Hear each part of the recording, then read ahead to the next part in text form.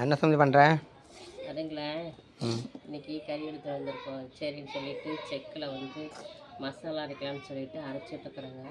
ஏன்னா எங்கள் அம்மாலாம் பார்த்திங்கன்னா மட்டன் எடுத்துகிட்டு வந்தாங்கன்னா வரமிளகாய், மல்லி, வெங்காயம் இதெல்லாம் வந்து வறுத்து அரைப்பாங்க.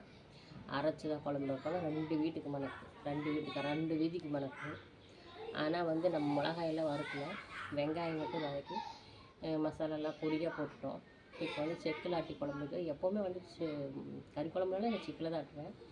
சட்னி கூட மிக்சியில் ஆட்டிடுவேன். எனக்கு கறி குழம்புனாலும் செக்கில் தான் ஆட்டுவேன். அப்போ தான் டேஸ்ட் நல்லாயிருக்கும் அப்படின்னு செக்கில் ஆட்டிட்டு மசாலா. அதேமாதிரி அந்த வெங்காயம் வதங்கும் போது அந்த மசாலா அந்த எண்ணெயிலே வந்து நம்ம மசாலா போட்டு குறைச்சிடுவோம்.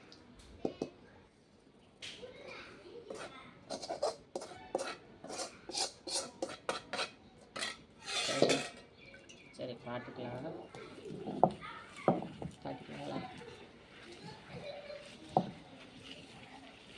ஏன்னா நம்ம ஆட்டி குழம்பு வைக்கும்போது குழம்பு வந்து கறி குழம்பு நல்லா சூப்பராக இருக்கும். மிக்சியில் போடும்போது அந்த டேஸ்ட் நமக்கு கிடைக்காது. அதனால தான் நான் எப்போவுமே ஆட்டி தான் குழம்பு வைப்பேன். சரி,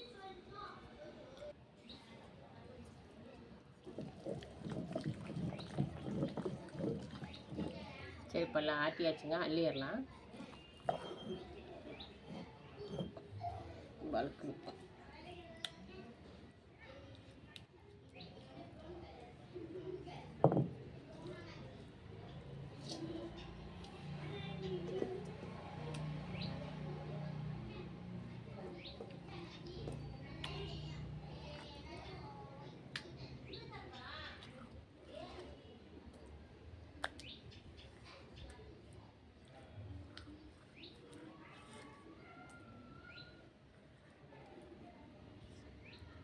மிக்சியில் ஆட்டும்போது ஆட்டி வரும்போது சூடாக வருது. அதனால் அந்த வாசனையே வரதில்லை. இப்போ பாருங்கள், செக்கில் ஆட்டினால நல்லா வாசனை இருக்கும்.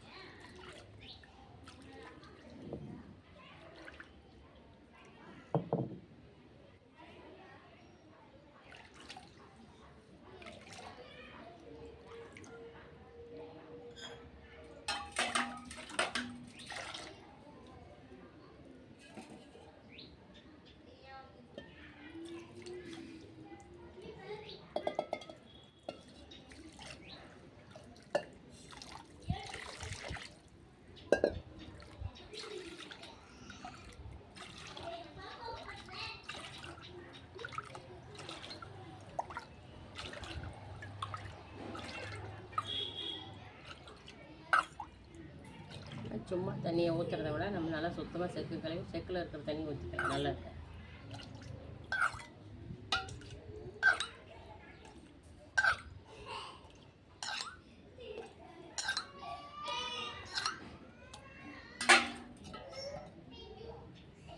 பாருங்கள், மசாலாவும் ரெடி ஆகிடுச்சு, செக்கு கிழங்கும் தண்ணி ரெடி ஆகிடுச்சு. இப்போ போய் நம்ம சமைக்க போகலாம், போய் குழம்பு வைக்கலாம். சரிங்களா?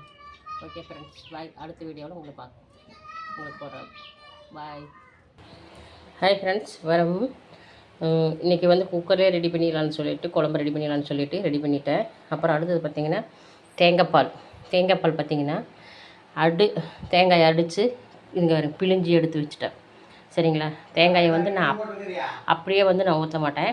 எப்போவுமே வந்து தேங்காய் பால் புழிஞ்சிடுவேன். இது வந்து ஃபஸ்ட்டு பால், இது ஃபஸ்ட்டு பால். சரிங்களா? இது 2வது பால். இப்போ 2வது பால் தான் நம்ம ஊற்றணும். சரிங்களா? 2வது பால் ஊற்றிடலாம். ஃபஸ்ட்டு பால் கொஞ்சம் கொதிச்சு கூட அப்போ ஊற்றிக்கலாம்.